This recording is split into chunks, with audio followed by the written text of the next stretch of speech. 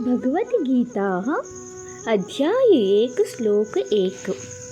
धृतराष्ट्र उवाच धर्मक्षेत्रे कुरुक्षेत्रे समवेतायुत्सवः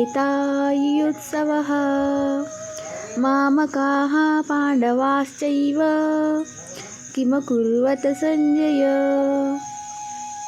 भगवद्गीता अध्याय 1 श्लोक 2। संजय उवाच दृष्ट्वा तु पाण्डवानीकं व्यूढं दुर्योधनस्तदा आचार्यमुपासंगम्य राजा वचनमब्रवीत्।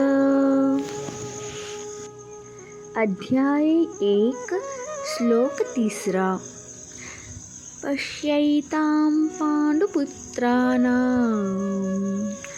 आचार्यमहतीं च मूं व्यूढां द्रुपदपुत्रेण तव शिष्येन धीमता।